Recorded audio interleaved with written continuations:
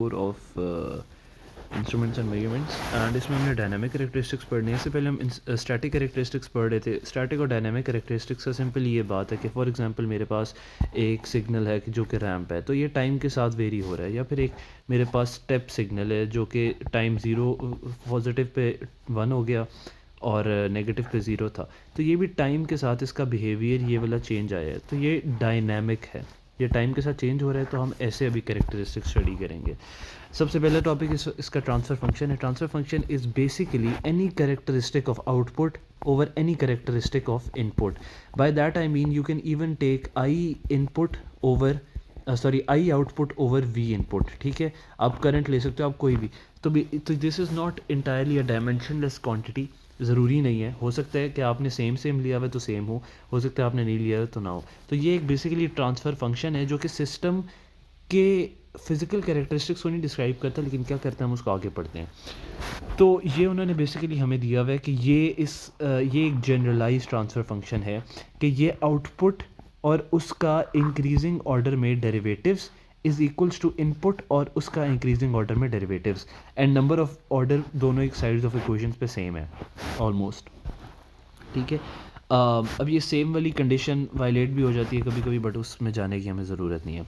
अब बात आती है इसने लैपलास ट्रांसफॉर्म क्यों लिया हुआ है। इसी इक्वेशन का लैपलास ट्रांसफॉर्म लो तो वो ये बन जाएगी, लेकिन इसने क्यों लिया हुआ है। सो द थिंग इज़ कि इस इक्वेशन को एज इट इज़ सॉल्व करना बहुत मुश्किल है, जबकि अगर हमें पता है कि Laplace of a derivative is simply a variable s and raise to the power जो भी उस डेरिवेटिव की पावर है।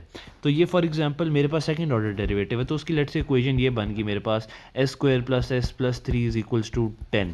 ठीक है, अब इस इक्वेशन को मैं इजीली सॉल्व कर सकता हूँ, बजाय इसके सेकंड ऑर्डर ऑफ डेरिवेटिव लूँ मैं कि for example d square d x d y plus d y over d x plus 3 is equals to 10। अब ये इक्वेशन सॉल्व करना मुश्किल है, ये इक्वेशन सॉल्व करना आसान है, तो ये मैं आसानी से सॉल्व करूँगा और इसका मैं इन्वर्स लैपलास लेके वापस अपना इस इक्वेशन का सोल्यूशन निकाल लूँगा। तो इसलिए हम लैपलास यूज़ करते हैं। यहाँ पर इसने सिंपली ये चीज़ लिख दी है, आउटपुट ओवर इनपुट, और ये इक्वेशन इसने ये क्यू आई को इधर ले गया है और ए को इधर ले गया, तो ये इक्वेशन हमारे पास आ गई है। ठीक है, अब ये ट्रांसफर फंक्शन की हम कुछ प्रॉपर्टीज़ पढ़ रहे हैं। उससे पहले उसने एक एग्जांपल दे दी है कि अगर एक LCR सर्किट है, फॉर एग्जांपल LCR सर्किट क्या होता है कि उसकी एक वोल्टेज लगी हुई है, एक लेट से रेजिस्टर है, एक इंडक्टेंस है और एक उसके अंदर कैपेसिटर है। ये LCR सर्किट है, तो ये तीनों चीज़ें सीरीज़ में है। तो अब अगर इसका वोल्टेज ड्रॉप निकालना है तो इसका होता है LdI/dt, इसका होगा RI और इसका होगा 1/C इंटीग्रेशन ऑफ करंट। ठीक है, इसको सॉल्व करना मुश्किल है, इसको इसने सिंपली कन्वर्ट किया, लैपलास लिया। इसका लैपलास होता है एस वेरिएबल, और ये जो अंदर वाली टर्म है ये तो एज इट इज़ आ जाएगी। इसका लैपलास होगा, चूँकि यहाँ पर कोई डेरिवेटिव या इंटीग्रेशन नहीं है, वो वेरिएबल इटसेल्फ है। तो फॉर एग्जांपल अगर वो variable in terms of time domain हो तो वो चेंज हो जाता है normally in terms of frequency में। तो इसको डायरेक्टली इसने RI(s) लिख दिया, और ये इंटीग्रेशन है, इंटीग्रेशन का जो लैपलास इन्वर्स होता है वो 1/s वेरिएबल आता है। जब डेरिवेशन का लैपलास s होता है तो इंटीग्रेशन ज़ाहिर है उसका ऑपोजिट है, तो उसका 1/s आता है, और वो वाली term as it is multiply हो जाती है, मतलब वो वाली टर्म एज इट इज़ उससे इस टर्म में आ जाती है। तो उसके बाद उसने ट्रांसफ़र फंक्शन लिया है। अब ये ट्रांसफ़र फंक्शन उसने करंट और वोल्टेज का लिया है, current of output over voltage input. ठीक है, तो इसने क्या किया, अब यहाँ पर भी बेसिकली I(s) ही होगा और I(s) और नीचे से ये जो डिनोमिनेटर है इसमें भी हर एक टर्म के साथ I(s) है, I(s) है, I(s), तो हम यहाँ से I(s) कॉमन ले सकते हैं, और कॉमन लेंगे तो ये कट जाएगा, तो ये वाली मेरे पास एक सिंप्लीफाइड एक्सप्रेशन बन जाएगी। अब ये ट्रांसफ़र फंक्शन आ गया है इस LCR सर्किट का।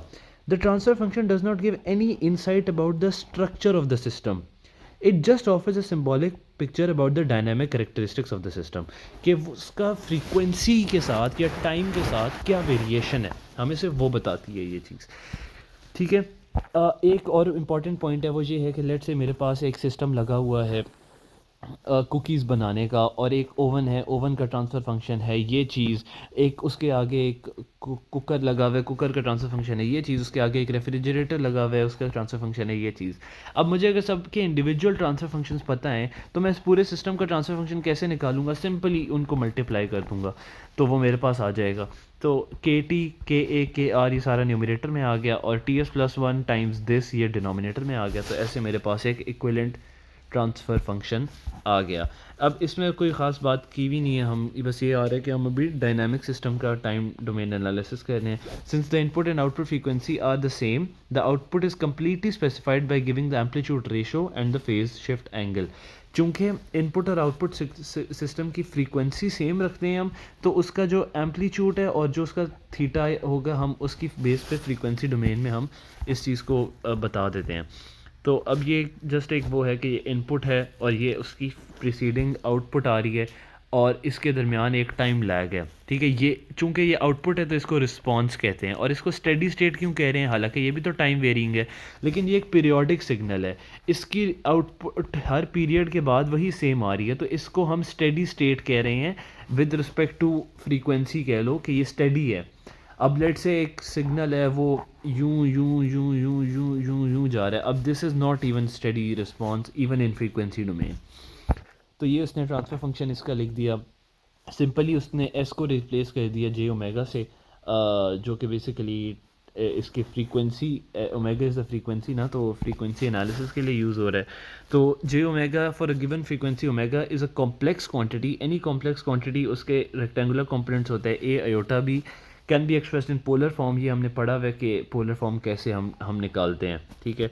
tan इनवर्स बी ओवर ए से एंगल आ जाता है हमारे पास, ठीक है। तो ये अब दो सिस्टम, एक सिस्टम है उसका फ्रीक्वेंसी रिस्पांस है, ये बेसिकली इसने उसी ऊपर वाले सिस्टम का निकाला है with the help of the transfer function, ठीक है।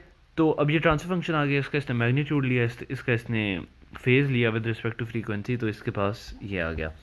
अब हम कुछ स्टैंडर्ड इनपुट्स को स्टडी करेंगे जो कि टाइम डोमेन सिस्टम के रिस्पांस को हमें पढ़ने में मदद देंगे।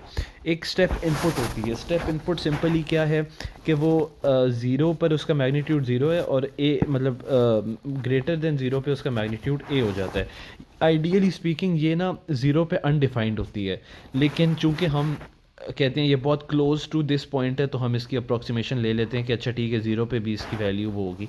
अब इधर इसने अप्रॉक्सीमेशन ली हुई है कि ये ज़ीरो इक्वल टू ज़ीरो पे ज़ीरो है और उससे ग्रेटर पे वन है, यानी इधर स्टार्टिंग पॉइंट से वन है। खैर इस बात से कोई ख़ास फ़र्क नहीं पड़ता। एक इंपॉर्टेंट बात ये है कि इसका मैग्नीट्यूड, इसका जो लैप्लास ट्रांसफॉर्म होता है वो बेसिकली वन ओवर एस होता है। तो अब लेट से अगर इसका फॉर एग्जांपल हमने अगर 10 u ऑफ टी लिया हुआ है, u of T is my unit step signal, तो दिस इज़ माई एम्पलीट्यूड, तो इसका लैप्लास ट्रांसफॉर्म क्या होगा, सिंपली 10 ओवर s, ठीक है।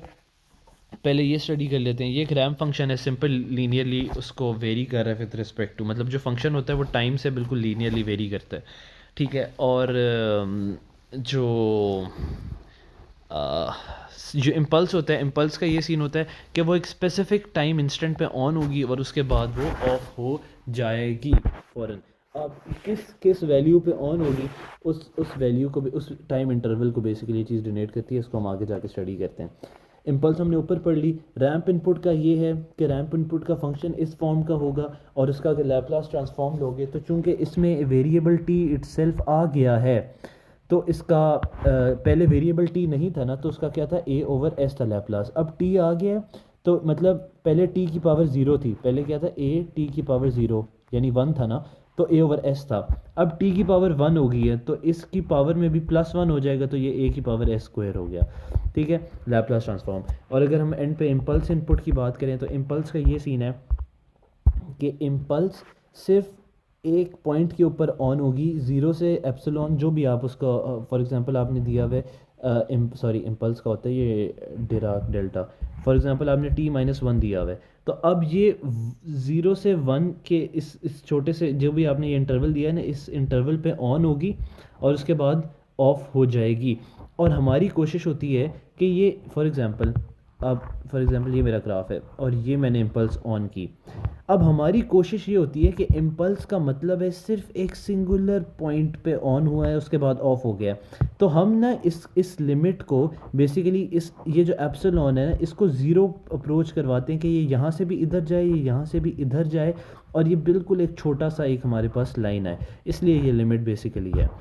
तो इसकी जो मैग्नीट्यूड वो इसने यहाँ पर वन ओवर ई लिया हुआ है, इसकी कोई सिग्निफिकेंस आपको ख़ास करने की ज़रूरत नहीं है। इसका जो बेसिकली सिग्नल होगा वो सिंपली ऐसे होगा कि डिराक डेल्टा होगा, फॉर एग्जांपल ये ए दिस ऑफ टी, और इसकी जो लैप्लास ट्रांसफॉर्म है ना वो बेसिकली सिंपली ए हो जाएगा, मतलब इस चीज़ की लैप्लास ट्रांसफॉर्म 1 है, ठीक है, ये जो डिराक डेल्टा है, तो ये ए हो जाएगा मेरे पास। ये वैसे हम पिछले कोर्स में पढ़ चुके हैं चीज़ें। अब हम कुछ डायनामिक कैरेक्टरिस्टिक्स को स्टडी करते हैं। दो तरह के कैरेक्टरिस्टिक्स हैं स्टैटिक्स की तरह, डिज़ायरेबल और अनडिज़ायरेबल। डिज़ायरेबल है स्पीड ऑफ रिस्पॉन्स और फिडेलिटी। स्पीड ऑफ रिस्पॉन्स क्या होता है कि how quickly the system reacts to the input of signal. For example, अब ये मेरे पास एक सिग्नल है जिसकी इनपुट मैंने दी है ये एट टाइम इंस्टेंट 1, और जो उसकी आउटपुट ने उसको फॉलो किया है ना, लेट से मैंने इधर भी वोल्ट मीटर इनपुट पे भी लगाया हुआ है और आउटपुट पे भी लगाया हुआ है। इनपुट पे आगे 10 वोल्ट्स मैंने दिए, आउट ज़ीरो से पहले ज़ीरो था, फिर मैंने 10 दिया, आउटपुट पे अभी ज़ीरो ही है, दूसरे सेकंड में जाके 10 हुआ। तो ये जो एक सेकंड का डिफरेंस आया है ना, इसका मतलब है स्पीड ऑफ रिस्पॉन्स सिस्टम की स्लो है। The speed of response indicates how quickly the system react. अगर ये फ़ौरन उसी वक्त ऑन हो जाता तो सिस्टम की स्पीड इन्फिनिटी है, बहुत ज़्यादा है और वो बहुत अच्छी बात है। फिडेलिटी क्या है? Fidelity of a dynamic system denotes how faithfully the system outputs the input signal. For example, मेरे पास अगर ये एक इनपुट है, ये एक वेव फॉर्म है मेरे पास, तो आउटपुट भी अगर इसी फॉर्म की है तो ये बिल्कुल इसको फॉलो करिए। अगर आउटपुट कुछ ऐसी है, एक मिनट सॉरी, कुछ ऐसी है, तो ये इतनी इतनी फेथफुल नहीं है, ठीक है। फिडेलिटी का बेसिक मतलब ये होता है कि कितने लॉयल हैं आप। लैग आ जाता है, as the name implies the lag indicates what the time that system takes to input and output signal. ये जो मैंने भी बात की थी वो 1 सेकंड वाला डिले, मतलब 10 सेकंड, 1 सेकंड बाद इधर 10 वोल्ट्स आया है, वो 1 सेकंड बेसिकली इसका टाइम लैग है। टाइम लैग कैलकुलेट करने का फॉर्मूला यहाँ पे गिवन नहीं है। स्टेडी स्टेट एरर ये होता है, अब पहले तो जो हम पढ़ रहे थे वो सारे थे ही स्टेडी स्टेट एरर, लेकिन अब हम डायनामिक सिस्टम चूँकि पढ़ रहे हैं तो हम ये अज्यूम करते हैं कि ठीक है यार ये डायनामिक सिस्टम है, लेकिन इस डायनामिक सिस्टम का भी हो सकता है कोई स्टेडी स्टेट एरर हो, यानी कोई इनिशियल कंडीशन पे भी उसका कोई एरर हो। तो वो एरर कैसे निकलेगा? वो एरर इस इक्वेशन से निकलेगा, E steady state error limit of E M when T approaches to infinity, यानी टी बढ़ रहा है, टी के बढ़ने से इस ई एम को कोई फ़र्क ना पड़े, वो वाला जो एरर होगा वो स्टेडी स्टेट होगा। और ई एम की basically value Q I minus Q not over के है। क्यू आई मेरे पास इनपुट सिग्नल है और क्यू नॉट ओवर के मेरे पास इज़ द नॉर्मलाइज्ड आउटपुट, ये क्यू ओ है, ठीक है। क्यू ओ ओवर के इज़ द नॉर्मलाइज्ड आउटपुट और के इज़ द एम्पलीफिकेशन फैक्टर। अब इसको समझने की कोई खास ज़रूरत नहीं है, लेकिन आप इसको इस तरह भी समझ सकते हो कि फॉर एग्जांपल इनपुट के ऊपर आप कुछ फंक्शन करते हो तभी वो आउटपुट चेंज होती है ना, मतलब वो आउटपुट में बनती है। तो ये बेसिकली आपने आउटपुट को डिवाइडेड बाय दैट एम्पलीफिकेशन कर दी है, तो अब आप उसका एरर दे रहे हो। एरर बेसिकली दो सेम वैल्यूज़ में आता है ना, मैं ये नहीं कह रहा कि ये दोनों इनपुट्स हैं, लेकिन this factor is also something close to, this factor is basically something that is behaving like this input, तभी आप उसका एरर निकाल सकते हो ना। फॉर एग्जांपल आपने एक ही चीज़ की दो रीडिंग्स ली, अब आप इन दो रीडिंग्स के दरमियान एरर लोगे ना, तो इसका बहरहाल कॉन्सेप्ट से ज़्यादा कुछ समझने की ज़रूरत नहीं। अच्छा, it will be seen that in the ultimate analysis the desirable and undesirable characteristics all depend on the speed of the response, which in turn is related to the time constant tau, और भी हम उसको study करते हैं। इसके बाद हमारे पास concept है order of system. The order of a dynamic system is indicated by the highest power of the Laplace variable s in the rationalised denominator of the corresponding transfer function. यानी सबसे पहला काम आपने क्या करना है, आपने ट्रांसफ़र फंक्शन लेना है, उस ट्रांसफ़र फंक्शन लैप्लास की फॉर्म में होना चाहिए, और फिर जो उसका डिनोमिनेटर है ना उसकी हाईएस्ट पावर बेसिकली मेरे सिस्टम का ऑर्डर है, ठीक है। तो ये उसने एक एग्जांपल के लिए हमें एक दे दी है। तो अब इस सिस्टम का ऑर्डर क्या है, डिनोमिनेटर को देखोगे और उसका हाईएस्ट पावर 2, इस सिस्टम का डिनोमिनेटर 2 है, ठीक है। तो और ये याद रहे सिंप्लीफाइड फॉर्म होनी चाहिए। फॉर एग्जांपल यहाँ पर लिखा होता है s+9 और नीचे होता फॉर एग्जांपल s+3 और s+2, और आप कह देते अच्छा ये भी 1 है ये भी 1 है, ऐसे नहीं, इस ब्रैकेट को खोलोगे तो s² वाली कोई टर्म आएगी, वो ऑर्डर है, सिंप्लीफाइड फॉर्म। तो बस आगे ये बता रहा है कि ये सिस्टम जो है ये सेकेंड ऑर्डर है। अब इसने क्या किया है, which consist of the power of 2 variable therefore represents second order system. तो अब बेसिकली अगर देखो तो ये जो हमने ऊपर बात की थी कि ये सिस्टम के कैरेक्टरिस्टिक्स बताता है डायनामिक। तो अब ट्रांसफ़र फंक्शन है ना, ट्रांसफ़र फंक्शन ने मुझे ऑर्डर बता दिया तो अब मैं अगली सारी कहानियाँ कर सकता हूँ। ज़ीरो ऑर्डर इंस्ट्रूमेंट ऐसा इंस्ट्रूमेंट होता है कि जो आइडियली बिहेव कर रहा है। फॉर एग्जांपल एन इंस्ट्रूमेंट जो कि जिसका कोई एरर नहीं है, जिसका कोई लैग नहीं है, जिसकी स्पीड ऑफ रिस्पॉन्स फ़ौरन है। वो कैसे है कि मैं उसकी आउटपुट, मैंने इनपुट चेंज की और फ़ौरन ही उसकी आउटपुट चेंज हो गई। तो ये बेसिकली अब ज़ीरो ऑर्डर कैसे है। अगर हम अपनी इनिशियल वाली इक्वेशन को रेफ़र करें जो कि ट्रांसफ़र फंक्शन की थी, तो इसमें बेसिकली हर उस डेरिवेटिव का ऑर्डर ज़ीरो है। मतलब जो डेरिवेटिव का ऑर्डर है ना वो ज़ीरो है, यानी डेरिवेटिव वाली कोई टर्म है ही नहीं। तो पीछे क्या बच गया, a0 q0 और bi q1। फर्स्ट ऑर्डर में क्या होता है, पहले ऑर्डर का डेरिवेटिव होता है सिर्फ। तो हमारे पास बच जाता है ये चीज़, वो भी आउटपुट में। तो हमारे पास ये चीज़ बच जाती है और ये चीज़ बच जाती है, बाकी ये सब निकल जाता है। सेकंड ऑर्डर में क्या होता है कि उसका सेकंड ऑर्डर का भी डेरिवेटिव होता है और ये चीज़ बच जाती है, बाकी सब निकल जाता है।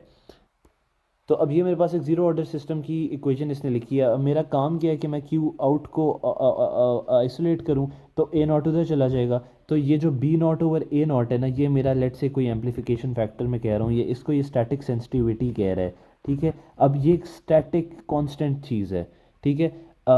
तो अब ये बेसिकली बता रहे हैं कि the zero order system therefore may be considered as ideal having a perfect dynamic response, कि वो सिर्फ एक कांस्टेंट पे डिपेंड करता है। उसकी अगर वेरिएशन हुई भी ना तो सिर्फ एक कांस्टेंट पे होगी, उसकी कोई वेरिएबल वेरिएशन नहीं होगी। कि फॉर एग्जांपल ये जा रहा है वेव, शुरू में तो बिल्कुल सही फॉलो कर रही थी और उसके बाद उसने कोई अपनी अलग ही लाइन पकड़ ली, ऐसे नहीं होगा। ठीक है। तो potentiometer is an example. Potentiometer में क्या होता है कि आपने एक वोल्टेज दिया है और आप फिर एक वायर लगी हुई है, लेट्स एक रेजिस्टेंस लगी हुई है, और आप सिलेक्ट कर रहे हो, एक पॉइंट आपने यहाँ से ले लिया, दूसरा पॉइंट आपने लेना है रेजिस्टेंस का। अब आप उसमें बेसिकली वेरी कर रहे होते हो, कभी ये वाला यहाँ से इधर भी जा रहे हो, उधर भी जा रहे हो, तो ये एक्स जो डिस्प्लेसमेंट है ना, आप ये डिस्प्लेसमेंट वेरी कर रहे होते हो। तो फिर जो एंड पे मेरे पास वोल्टेज आता है, वो वोल्टेज ज़ाहिर है जितनी ज़्यादा रेजिस्टेंस होगा, E is equals to V R है ना, सॉरी आई आर है ना, जितनी ज़्यादा रेजिस्टेंस होगा उतना ज़्यादा वोल्टेज होगा, जितना कम होगा उतना कम होगा। तो ये उसने बेसिकली हमें उसकी एग्जांपल दी है। एक्स बाय एल पे डिपेंड कर रहा होता है। L is the total length और एक्स इज़ जो कि यूज़ कर रही है, और e i is equal to k x. Now x is the input here. ठीक है। तो मज़ीद इसमें कुछ देखने वाली बात है नहीं। अब हम मूव ऑन करें अपने फर्स्ट ऑर्डर इंस्ट्रूमेंट पे। तो जैसे मैंने कहा था उसमें फ़र्स्ट ऑर्डर ऑफ डेरिवेटिव मेरे पास है और ये है। अब जो मैंने आइडियली इक्वेशन बनानी है ना हर ऑर्डर इंस्ट्रूमेंट में सॉल्व करने के लिए, वो ये है कि यहाँ पर मेरे पास एक डेरिवेटिव हो और जो सेकंड चीज़ हो ना वो मेरा वही डेरिवेटिव वाला वेरिएबल हो, लेकिन वो आइसोलेटेड हो। जैसे ये आइसोलेटेड है, ये इसने आइसोलेटेड कैसे किए, इसने इस पूरी इक्वेशन को ये जो इसका कोएफिशिएंट है उससे डिवाइड कर दिया। जब डिवाइड कर दिया तो इधर आ गया A one by A naught, इधर A naught by A naught cut गया और इधर आ गया B naught by A naught. ठीक है, B naught by A naught को तो मैं पहले से के कह रहा हूँ, वो जो स्टैटिक सेंसिटिविटी है। ठीक है, लेकिन अब ये जो ए वन ओवर ए नॉट है ना, ये अब बेसिकली मेरा टॉ आ गया, मतलब एक नई चीज़ आ गई, इसको मैंने टॉ कह दिया जो कि टाइम कांस्टेंट है। अब ये चीज़ टाइम कांस्टेंट क्यों कहलाती है, क्या है, फलाना है, तो ये चीज़ें साइंटिस्ट ने और इन लोगों ने डिसाइड कर दिया कि first order instruments for example इस तरह के हैं, तो हमने उनको उनके जो कांस्टेंट्स हैं उनको ये कंसिडर करना है। तो अब tau is that time constant of an instrument. तो अब हम सिंपली अगर इस इक्वेशन को देखें, इसका इसने लैप्लास ट्रांसफॉर्म ले लिया। जब लैप्लास ट्रांसफॉर्म ले लिया तो चूंकि ये एक डेरिवेटिव है, तो इस डेरिवेटिव का हमने पढ़ा हुआ है कि वेरिएबल साथ आ जाता है, एस आ गया, और वो वाली टर्म मतलब लैप्लास के उसमें आ गई, टाइम डोमेन फ्रीक्वेंसी डोमेन में आ गई, प्लस फिर वो चीज़ आ गई एंड ये क्यू ऑफ आई एस आ गया। अब अगर मैं यहाँ से ट्रांसफ़र फंक्शन बनाना चाहूँ तो क्यू ओ मैं यहाँ से कॉमन ले लूँ और क्यू आई मेरे पास यहाँ पड़ा हुआ है, तो ये वन प्लस टॉ एस अगर मैं इधर ले जाऊँ तो ये मेरे पास मेरा ट्रांसफ़र फंक्शन आ गया, जो कि बहुत इंपॉर्टेंट है। इस इक्वेशन को हमेशा याद रखना है, ये इक्वेशन अभी आगे बहुत यूज़ हो रही है। ठीक है, तो द फेमिलियर आरसी सर्किट, जिसको अभी हम फर्स्ट ऑर्डर कह रहे थे ऊपर, अब उसकी एग्जांपल आ गई है। वो कैसे है कि the familiar RC circuit is an example of, RC is basically circuit जिसमें रजिस्टर लगा हुआ है और एक कैपेसिटर लगा हुआ है और एक लेट्स से वोल्टेज है। ठीक है, तो ये एक आरसी सर्किट है। तो ये कह रहे हैं फर्स्ट ऑर्डर अरेंजमेंट की एग्जांपल है। कैसे, क्योंकि मुझे पता है मेरा आर आई प्लस जो कैपेसिटर का होता है वो बेसिकली ये फॉर्म में आता है चार्ज ओवर वो, क्योंकि आप इंटीग्रेशन कर रहे होते हो ना आई की, तो वो बेसिकली क्यू टोटल चार्ज आ रहा होता है, ठीक है। Q is equals to c v होता है ना, तो कैपेसिटर का जो के दरमियान जो वोल्टेज है वो क्यू बाई सी से आ जाएगा मेरे पास, और इज इक्वल टू ये टोटल वोल्टेज, मतलब इसके ड्रॉप इसके दरमियान ड्रॉप और ये मेरे पास टोटल आ गया। तो इसको मैंने D Q by D t की फॉर्म में लिख दिया करंट को, और क्यू बाई सी। अब वही वाली बात है, मैंने यहाँ पे ये मेरा वेरिएबल है ना क्यू का, तो इसको मैंने आइसोलेट करना है, तो मैं सी से मल्टीप्लाई कर दूंगा पूरी इक्वेशन, ये आर सी बन जाएगा, ये बन जाएगा सी, इधर भी सी आ जाएगा, ठीक है। तो अब जो मेरी स्टैटिक सेंसिटिविटी है वो मेरी सी आ जाएगी, ठीक है, और जो मेरा टॉ है वो मेरा आर सी बन जाएगा। हाँ ये वाली बात, और इस तरह करके मैं इक्वेशन ये सॉल्व कर सकता हूँ। अब अगर मैंने इसका ट्रांसफ़र फंक्शन निकालना है या मुझे उसने निकालने को बोला है, तो वो सिंपली मैं के अंदर सी पुट कर दूंगा, टॉ के अंदर वो पुट कर दूंगा, और एस के अंदर वो पुट कर दूंगा, ये एग्जांपल सॉल्व हो जाएगी। अब मर्क्यूरी इन ग्लास थर्मामीटर की अगर बात की जाए, तो ये सारी कहानियाँ हैं, इन कहानियों को पढ़ना है तो बी माई गेस्ट। बात जो इसमें करने वाली है वो ये है कि वो ये कह रहा है कि ये सारे पैरामीटर्स हैं कुछ। Now the heat conducted, thermometer का काम क्या है, वो हीट मेजर कर रहा है, तो हीट कंडक्टेड आपने ऐसे ऐसे रिलेशंस को सर्च करना है सवालों में। Now the heat conducted from the liquid to mercury through the bulb is this, the corresponding heat gained by the mercury in the bulb is this. In wording से हमें पता चल रहा है कि this thing is equals to this thing, मतलब left hand side और right hand side है ये। तो जब मैं लेफ्ट हैंड साइड और राइट हैंड साइड करूँगा, और मुझे पता चल रहा है मेरे पास एक डी टी है और डी थीटा है, और इसको मैंने फर्स्ट ये चूँकि फर्स्ट ऑर्डर का ही है डी थीटा, तो अब मैं अगर इस इक्वेशन को सॉल्व करना चाहूँ, तो let me right this equation first. तो ये सिंपली मेरे पास ये इक्वेशन बन जाएगी, कैसे, ये इक्वल्स टू है ना, तो ये जो पूरी चीज़ है ये और ये दूसरी साइड पे आ जाएगी, तो ये डी थीटा के डिनोमिनेटर में चली जाएगी, ठीक है। और जो ये मेरे पास पूरी चीज़ है, ठीक है, अब इसमें से माइनस एम ये मेरे पास खाली रह जाएगा, तो मैं माइनस एम को माइनस थीटा एम को इधर ले आऊँगा, प्लस थीटा एम हो जाएगा, पीछे मेरे पास थीटा ही बचेगा, और सॉरी ये इसके डिनोमिनेटर में रो सी वी भी होगा, सॉरी डिनोमिनेटर में नहीं, न्यूमरेटर में रो सी वी भी होगा। तो ये चीज़ मेरी पूरी टॉ हो जाएगी, क्योंकि ये मेरा आइसोलेटेड है, और मेरे पास मेरा के आ जाएगा। इसको हम नीचे कंफर्म भी कर सकते हैं, बिल्कुल वही बात है, tau is equal to rho c v theta, और ये और के को इसने r a v over a कर दिया, क्यों, क्योंकि सिर्फ थीटा आई बचा था, तो थीटा आई की उसने ऊपर वैल्यू हमें कहीं पे दी हुई थी, उसने थीटा आई को basically temperature of the liquid कहा हुआ है, जो कि बेसिकली, तो इसने यहाँ पे चूँकि एग्जांपल खुद सॉल्व की है, इसने डायरेक्टली लिख दिया, हम बेशक इसकी जगह थीटा आई भी लिख सकते हैं, मतलब के ये बेसिकली कहीं से लाया है, ठीक है।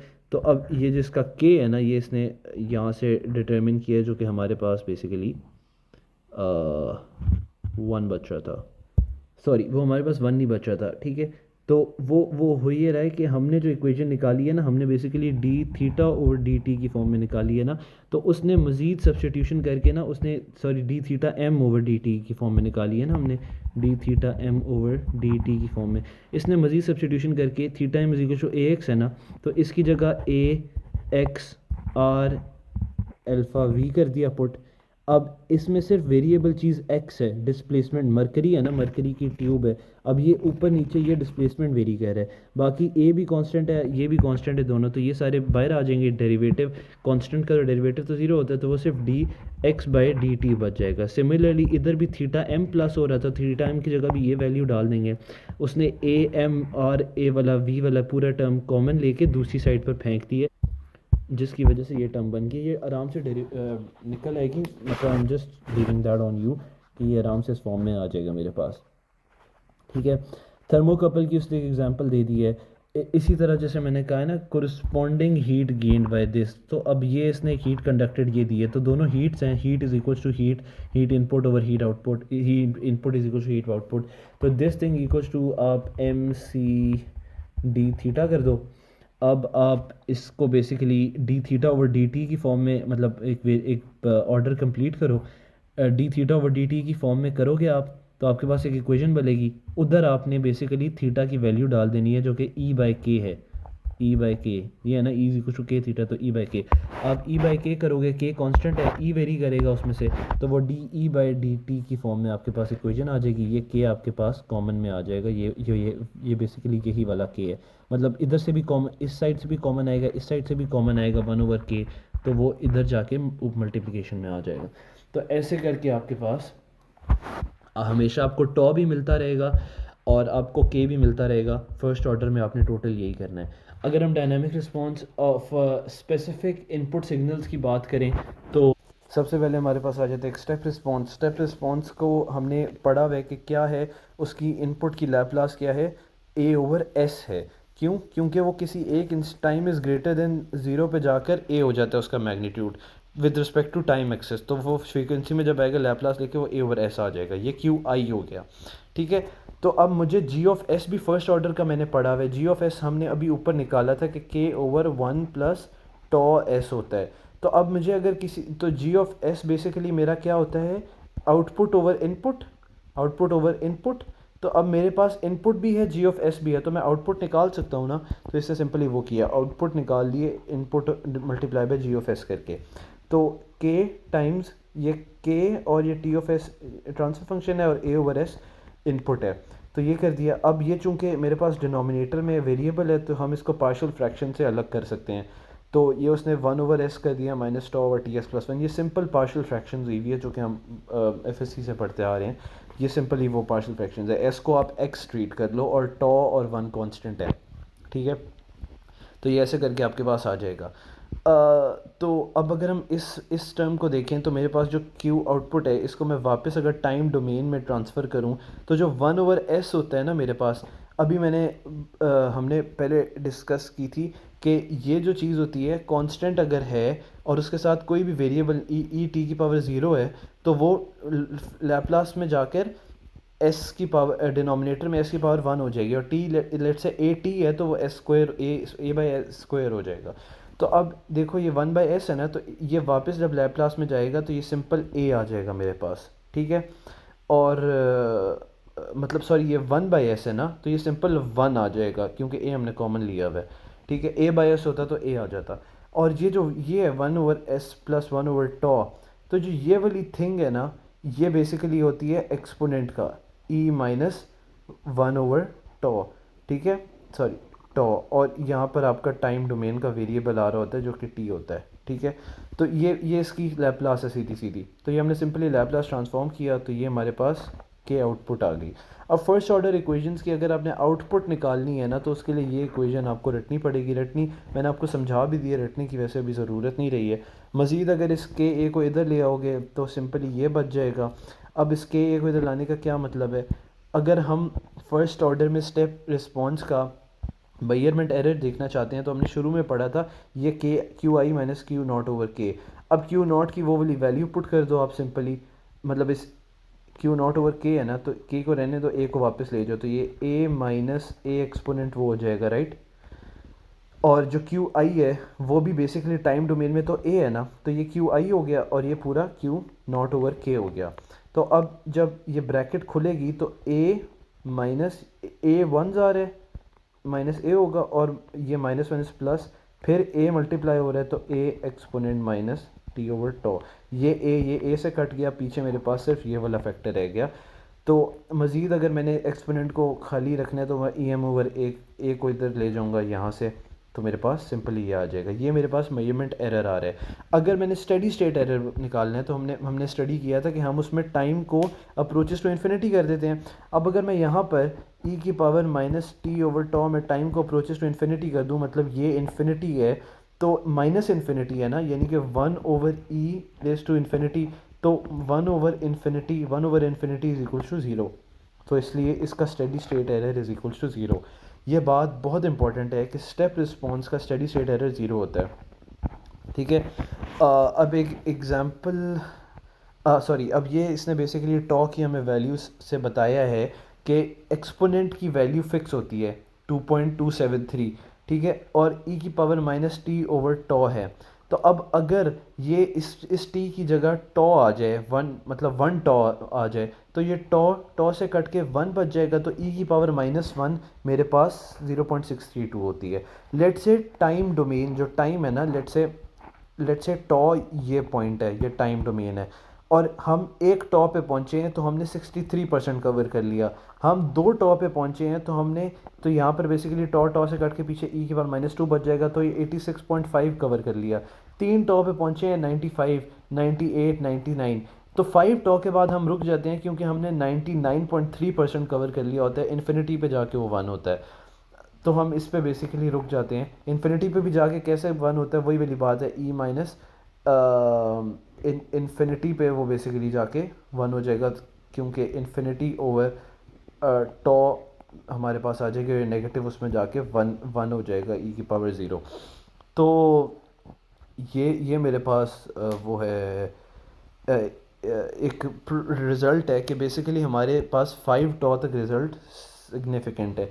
The speed of the response depends only on the value of tau, जिसकी टॉ अभी हम एग्जांपल से अभी आगे देखेंगे कि टॉ पे कैसे डिपेंड करती है।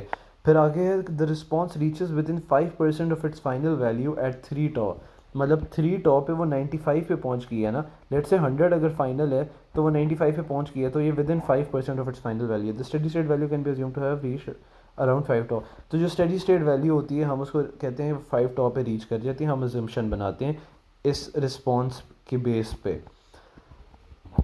ये जो कुछ लाइंस लिखी हुई हैं नीचे, अब ये बेसिकली उनके ऊपर है कि अब लेट से इसका टॉ ये निकला है, तो अब आप टॉ कैसे रिड्यूस करोगे, एम सी को रिड्यूस करोगे तो टॉ कम हो जाएगा, के टी ए को रिड्यूस करोगे टॉ बढ़ जाएगा। तो ये उसने बेसिकली सिर्फ उसके हिसाब से दो लाइनें लिखी हुई हैं। ये उसने रिस्पॉन्स उसका प्लॉट कर दिया, 1 टॉ पे 63% है, 2 पे 85 है, 3 पे 92 है, शायद 95 है, 4 पे 98 है, 5 पे 99 है। तो अब एक एग्जांपल है कि थर्मोमीटर इनिशियली एट 70 डिग्रीज, ये बहुत इंपॉर्टेंट पॉइंट है, initially is suddenly dipped in a liquid at 300 degree Celsius after 3 seconds. मतलब थर्मामीटर को हमने 300 में डिग्री सेल्सियस में डिप किया तो उसको 300 ही शो करना चाहिए आफ्टर 3 सेकेंड्स। लेकिन वो कितना टाइम लेगा उसको शो करने में? आफ्टर 3 सेकेंड्स हमें पता है थर्मामीटर फर्स्ट ऑर्डर इंस्ट्रूमेंट है, तो after 3 seconds the thermometer indicates 200 degree Celsius. After what time is the thermometer expected to give a reliable reading से well within 1% of the actual value. अब ये जो indicates 200 है ना, ये उसने मुझे आउटपुट दी है, तो ये उसने मुझे QO दिया है बेसिकली, ठीक है। तो QO से मुझे 200 दे दिया, लेकिन हमें पता है QO किस चीज़ के इक्वल होता है? QO इक्वल होता है amplitude 1 minus exponent minus T over tau, और एक इनिशियल कंडीशन भी है मेरे पास, तो वो इनिशियल कंडीशन मुझे इनकलकेट करनी पड़ेगी, तो वो मैं बेसिकली इनिशियल कंडीशन +70 कर दूंगा। अब जो इसका एम्पलीट्यूड है वो कहाँ से क्या क्या चेंज हो रहा है? वो एम्पलीट्यूड बेसिकली जो जो जो चीज़ इसको चेंज कर रही है हमने वो देखना है, तो वो क्या चीज़ चेंज कर रही है, क्या टेम्परेचर डिफरेंस चेंज कर रहे इस पूरी चीज़ को इस वैल्यू पे अप्रोच करा रहा है। वो टेम्परेचर डिफरेंस है 300 माइनस 70, क्योंकि 70 तो उसका पहले से था अपना, 300 पे वो गया था, तो इसलिए हमने यहाँ पे 300 माइनस 70 किया, 1 माइनस एक्सपोनेंट माइनस 3 ओवर टॉ। अब द पॉइंट कम्स के 3 क्यों किया है, तो यहाँ पे हमें 3 सेकेंड उसमें गिवन था और +70 कर दिया, इधर से हमारे पास टॉ की वैल्यू आ जाएगी, ठीक है। सिंपली हम इसको आइसोलेट करेंगे तो हमारे पास टॉ की वैल्यू आ जाएगी जो कि हमारे पास 3.6 सेकेंड्स है। ये कैलकुलेशन मैं नहीं करा रहा। अब एक बहुत इंपॉर्टेंट पॉइंट है, उसने बोला है after what time is the thermometer expected to give a reliable reading से well within 1% of the actual value, ठीक है।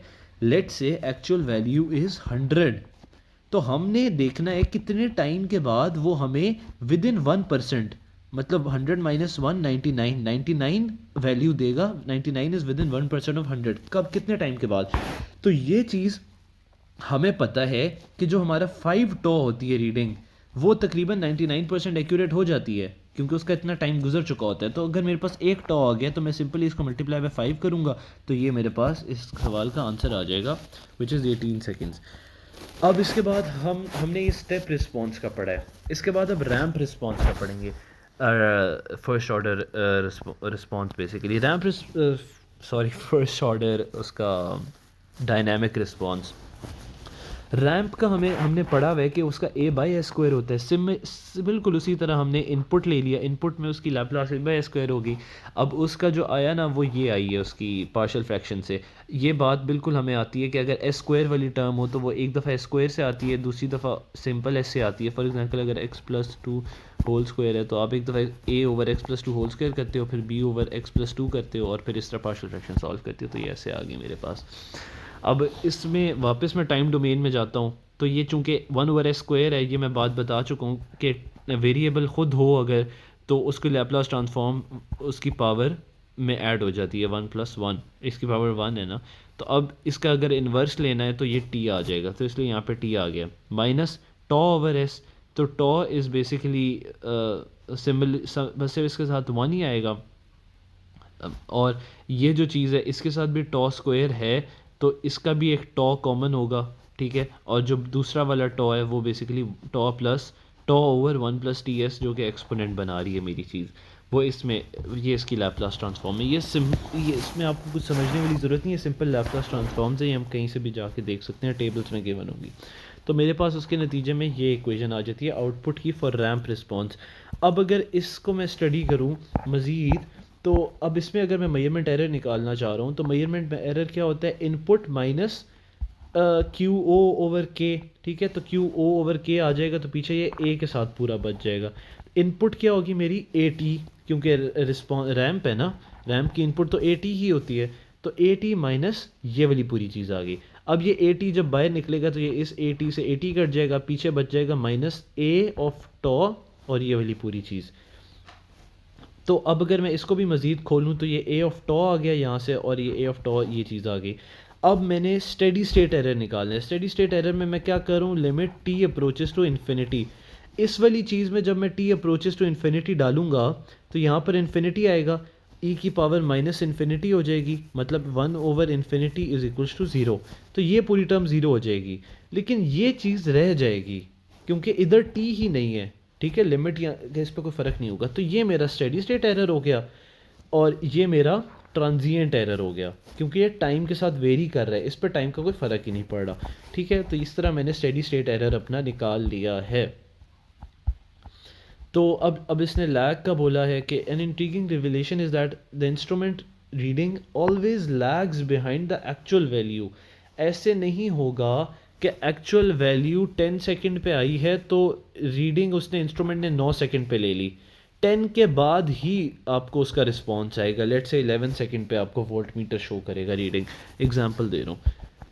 तो अगली एग्जांपल है कि a balloon carrying a first order thermometer rises through the atmosphere at the rate of 10 metres per second and radios the temperature and altitude.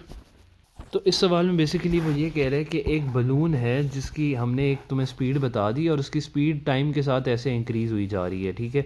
और a balloon is carrying first order rises through the atmosphere at the rate of 10 metres per second, मतलब 10 metres वो हर एक second change हो रहा है और वो 10 meter 20 meter 30 meter 40 meter 50 meter पे राइज़ कर रहा है, ठीक है। अब तुम बताओ कि what is the true altitude at which 0 degrees occurs provided the variation of temperature with altitude is this. और उसने हमें बता दिया कि वैसे एक्चुअल में 35 वैसे जो रीडिंग शो हो रही है उसमें 3500 पर जाकर 0 डिग्री शो हो रहा है। तुम मुझे एक्चुअल में बताओ कितने में जाकर 0 डिग्रीज आएगा। तो वो बेसिकली जो मुझसे मांग रहा है ना, वो मुझसे एरर कैलकुलेट करना मांग रहा है कि मुझे बताओ मेरे इंस्ट्रूमेंट में कितना एरर है। जब मुझे एरर आ गया ना तो मैं सिंपल इस रीडिंग में से एरर माइनस करूँगा तो मेरे पास एक्चुअल रीडिंग आ जाएगी, राइट। एरर का मुझे पता है क्या होता है, एम्पलीट्यूड टाइम्स टॉ। टॉ उसने मुझे 10 सेकंड्स दे दिए, एम्पलीट्यूड उसने मुझे 10 मीटर्स पर सेकंड दे दिए। उस 10 मीटर्स पर सेकंड्स में भी 10 मीटर मेरे पास एम्पलीट्यूड है। क्यों? क्योंकि ये जो चीज़ रैंप में वेरी कर रही है वो तो डिस्टेंस है टाइम, तो सिंपल 10 मीटर्स मल्टीप्लाई बाय 10 जो कि टॉक है, तो ये मेरे पास 100 आ जाएगा मीटर्स, ठीक है। तो जो एरर है ना मेरे पास स्टेडी स्टेट एरर, वो मेरे पास 100 मीटर्स है। तो जब वो 3500 रीडिंग मीटर पे शो कर रहा है, इसका मतलब एक्चुअल रीडिंग क्या होगी, 3400, ठीक है। तो अब इसमें जो एक ट्रिकी पॉइंट समझने वाला है ना वो ये है कि हमने एरर माइनस क्यों किया, प्लस क्यों नहीं किया।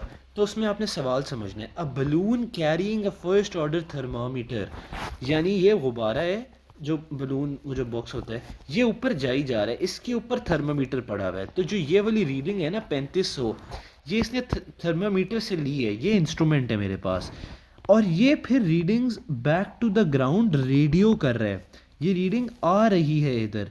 तो बेसिकली जिसको ये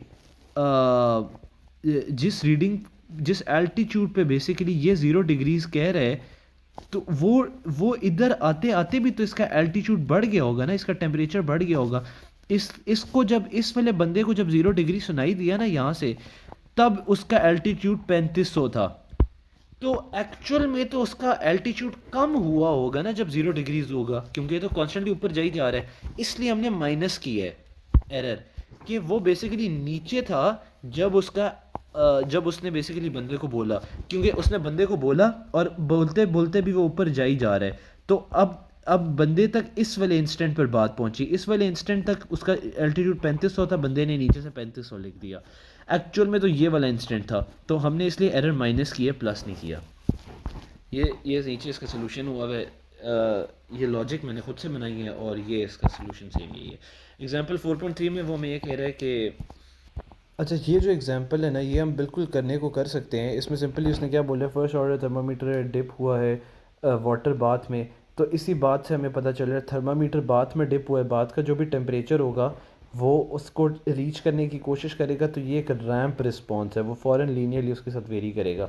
तो हमने इसलिए उसके साथ ये वाली इक्वेशन अपनी लिख ली है, लेकिन ये हम करेंगे इसलिए नहीं क्योंकि इसके अंदर जो फार्मूला यूज़ हो रहा है वो इक्वेशन 3.12 है, और चैप्टर 3 की ये वाली इक्वेशन ये वाली सर ने पढ़ाया ही नहीं है, इसलिए ये सवाल आ ही नहीं सकता, ऐसा सवाल।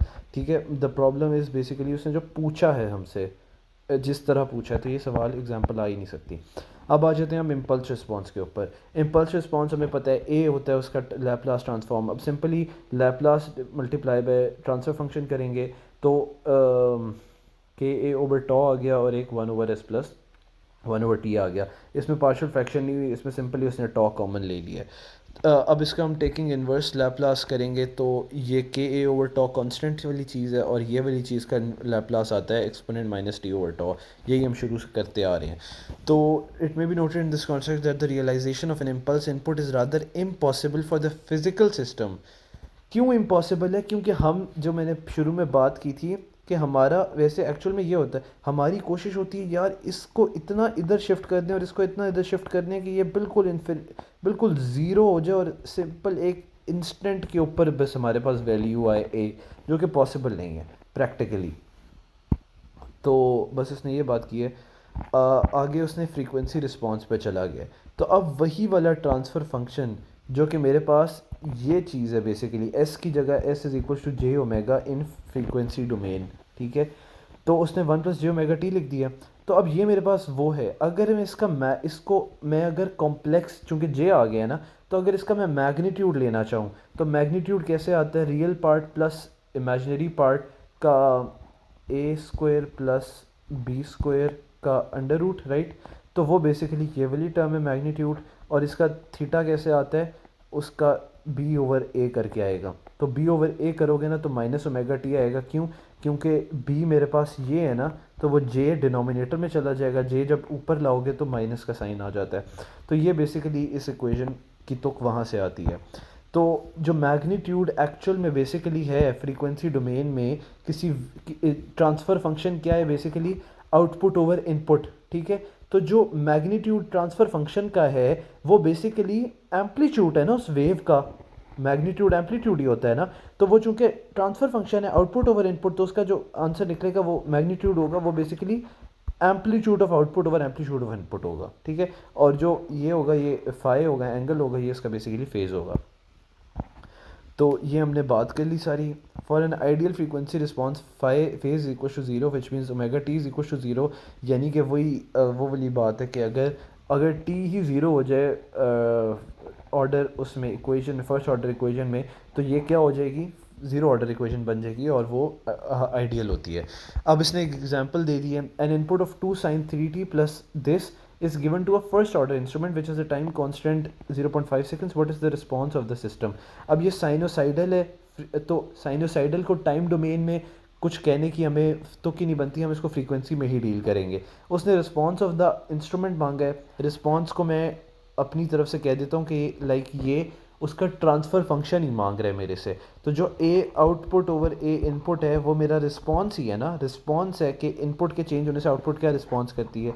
तो वो मैं इसका कैलकुलेट कर लेता हूँ, तो वो मेरे पास आ जाएगा।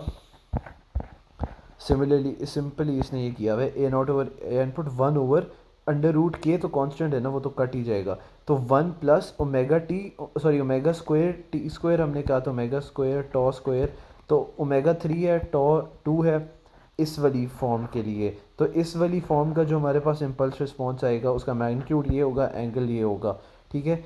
और जो अगले वाले का आएगा ओमेगा उसके लिए 30 हो गया और टॉ उसके लिए 0.25 ही रहेगा,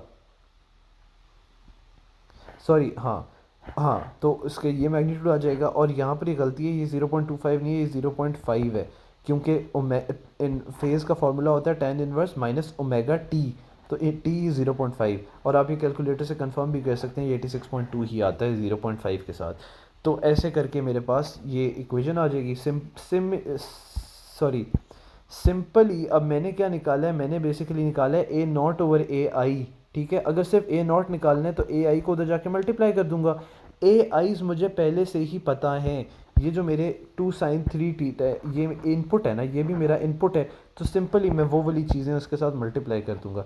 2 मल्टीप्लाई बाय ये जो भी मैंने निकाला है, और एंगल भी 3t से फेज शिफ्ट इतना हुआ हुआ है रिस्पॉन्स, ठीक है। सिमिलरली 0.5 जो कि पहले से ही है, मल्टीप्लाई बाय जो मैंने अभी निकाला है, और एंगल उसका इतना शिफ्ट हुआ है, तो ये मेरे पास उसका आउटपुट आ गई जो कि रिस्पॉन्स है सिस्टम का, ठीक है।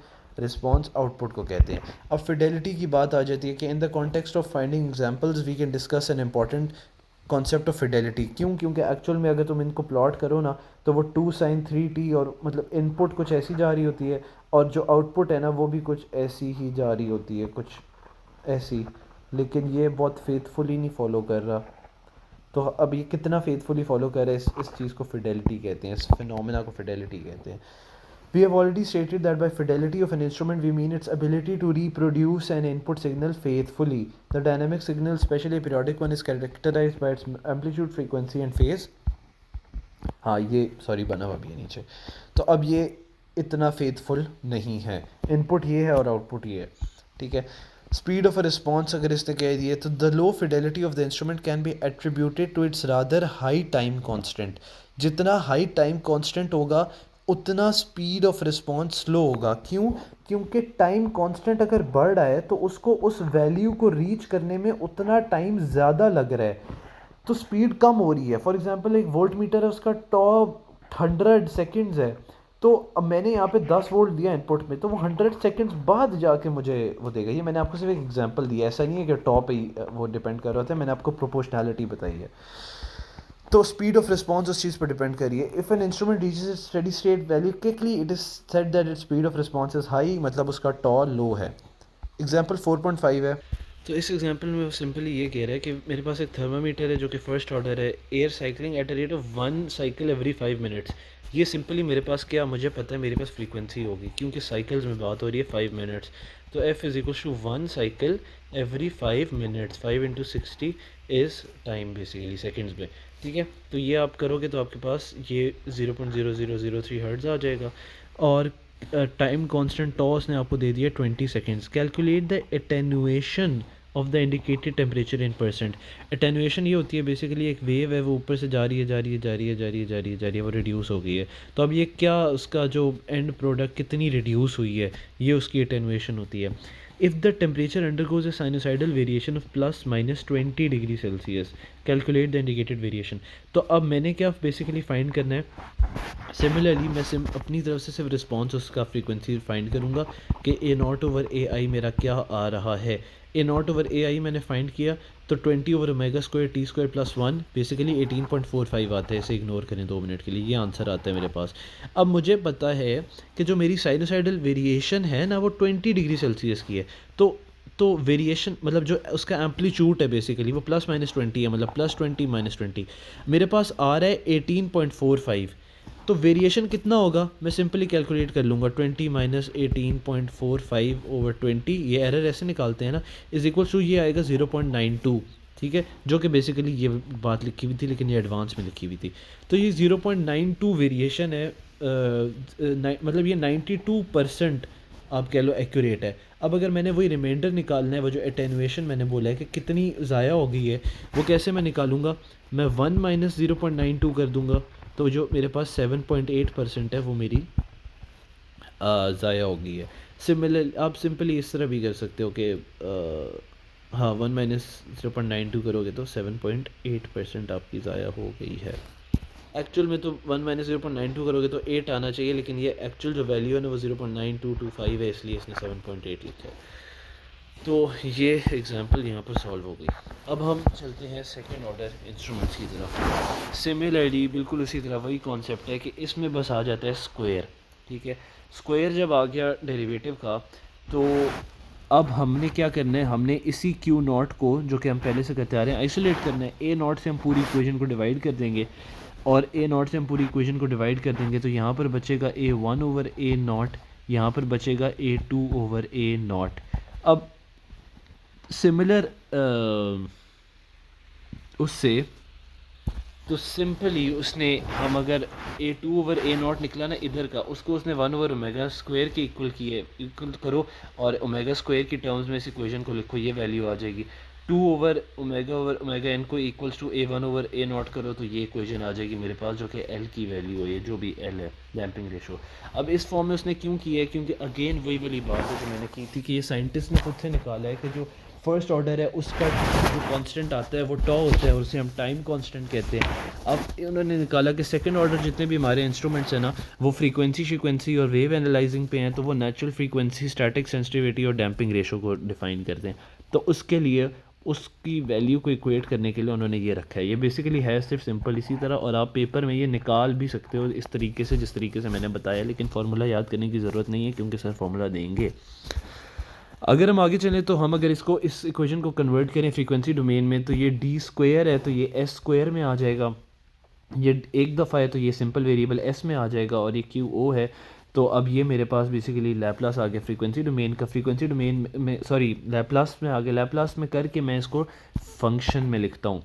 अब मैं जब इसका सेकंड ऑर्डर फंक्शन बनाऊंगा, इनपुट आउटपुट ओवर इनपुट, तो आउटपुट QO कॉमन ले लेता हूँ, इनपुट ले लेता हूँ, इनपुट को डिवाइड कर देता हूँ, और जो इधर से कॉमन आके ये चीज़ बचेंगी, मतलब ये +1, ये जो चीज़ें बचेंगी उनको मैं नीचे डिनोमिनेटर में ले जाऊँगा, क्योंकि इधर मल्टीप्लाई हो रही हैं, उधर जाके डिवाइड हो जाएंगी,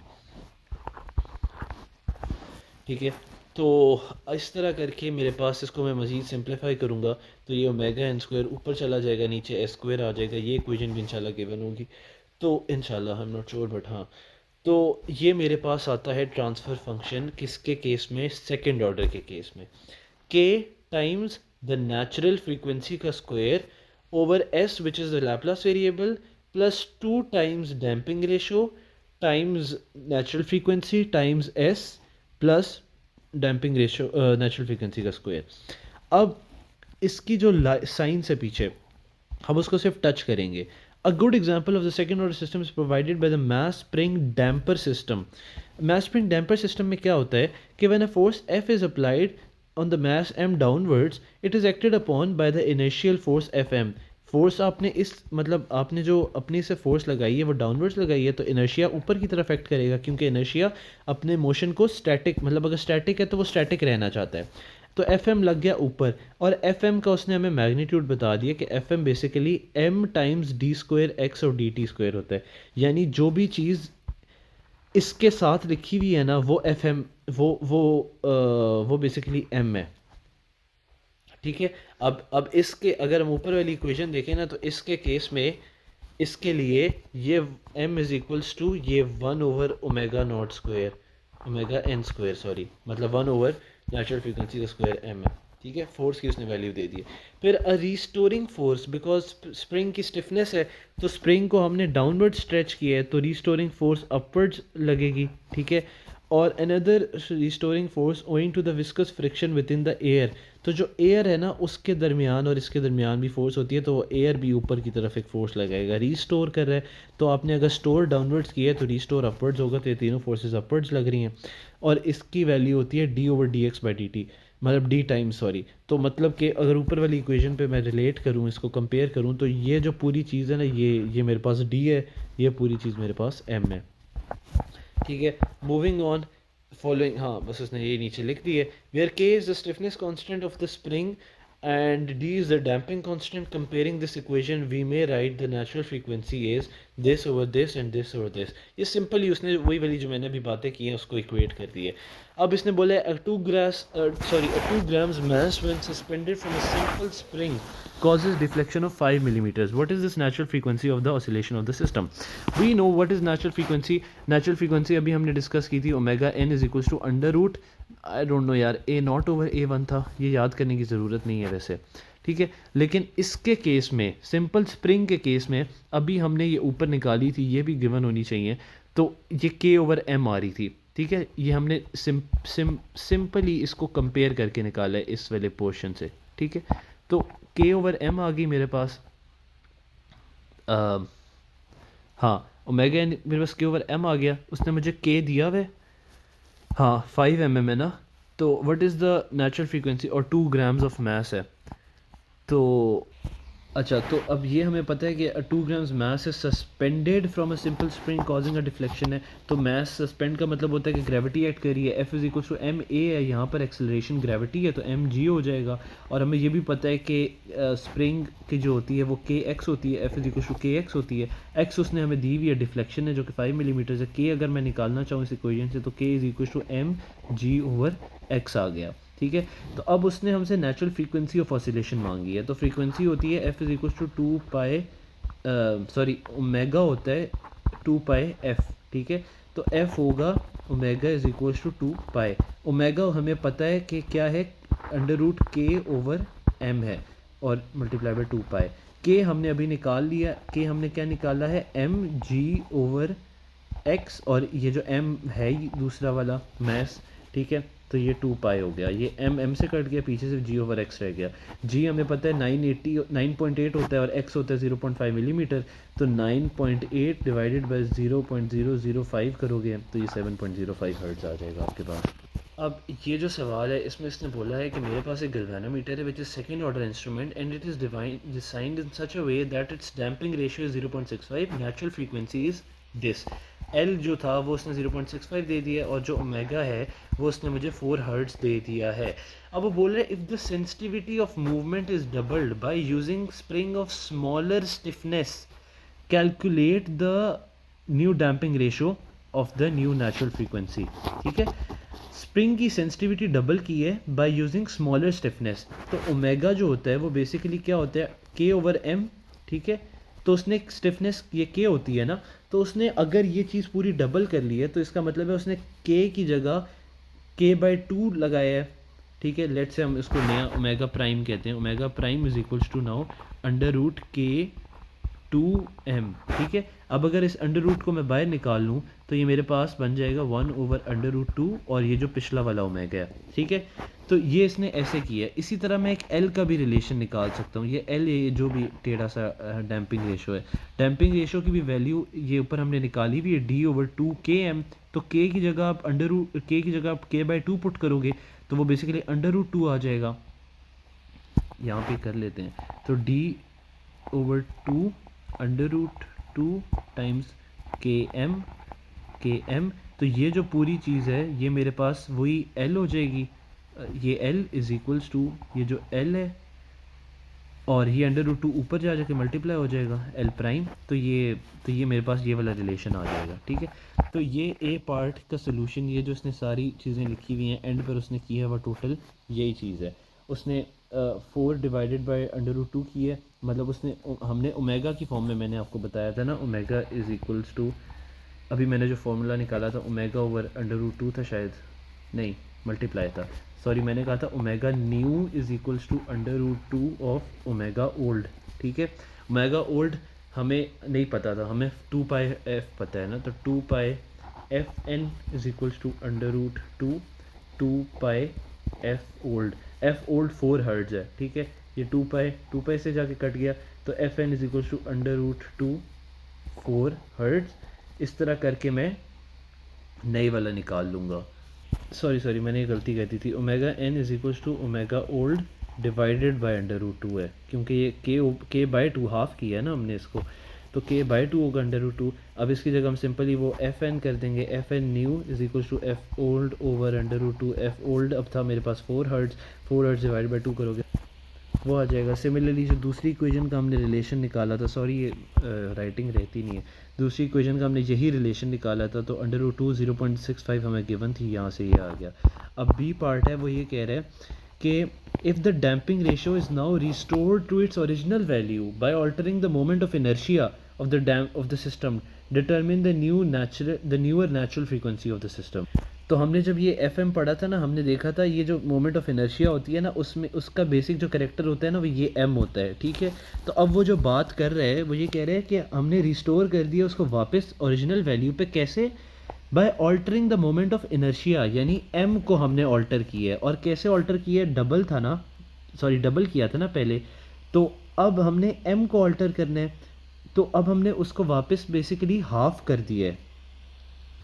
तो इस चीज़ से परेशान नहीं होना, यहाँ पे जेस क्यों लिखे हुए हैं। अब इसने वही वाली इक्वेशन बेसिकली एक्स ओवर जे कर दी है जो इसने के ओवर एम लिखी हुई थी, और दूसरी में वही डी इज इक्वल टू के एम किया हुआ था, इसने वो कर दिया।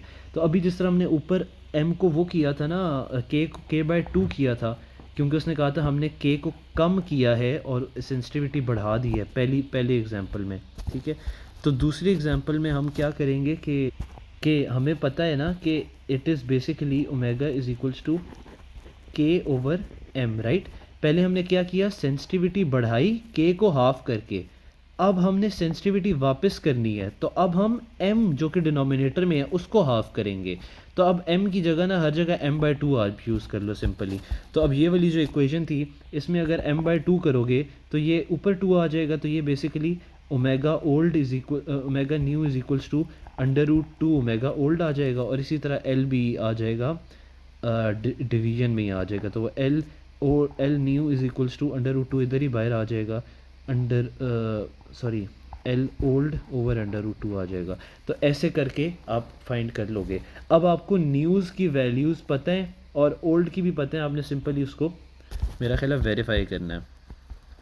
0.92 हर्ट्ज एफ एन ओवर वो, तो सॉरी अब आपको, हाँ अब आपके लिए जो गिवन चीज़ है ना, वो आपके पास जो एन ओल्ड है ना, सॉरी न्यू जो हमने पिछले से कैलकुलेट किया था वो भी आपको गिवन है 0.92, ये भी आपको गिवन है, और उसका 1 जो कि इनिशियल वाला था 0.6 ये भी गिवन है। तो आप आराम से इन रेशो से उसकी वैल्यू निकाल सकते हो कि आपने कितना किया।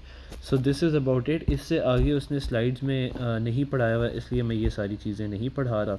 हाँ एक ये वाली चीज़ उन्होंने ज़रूर दी है कि जब ये ग्रेटर देन 1 है तो वो ओवर डैम्प्ड सिस्टम है, जब ये इक्वल्स टू 1 है तो वो अंडर डैम्प्ड सिस्टम है, और ये वो है तो ये लेस देन 1 है तो ये वो है अंडर डैम्प्ड। और इसकी एग्जांपल ये है कि अंडर डैम्पिंग का मतलब क्या है कि अगर एक ये चीज़ है तो उसको वो डैम्प करके बिल्कुल ज़ीरो पे ले जाए, ठीक है। तो अंडर ओवर डैम्प्ड सिस्टम का मतलब है कि ये बहुत ज़्यादा ही दबा है यार, यहाँ पर दबना था यहीं पर ही दब गया। क्रिटिकली डैम्प्ड का मतलब है ठीक है ये ठीक दबा हुआ है, और अंडर डैम्प्ड का मतलब है कि ये दबा हुआ सही नहीं है, ठीक है। तो मतलब ये है, बाकी ये स्टेप रिस्पॉन्स सेकंड ऑर्डर के हमने स्लाइड्स में नहीं है तो हम नहीं कह रहे। This is about it, the chapter number 4 हमारे जो स्कोप में है। Thank you.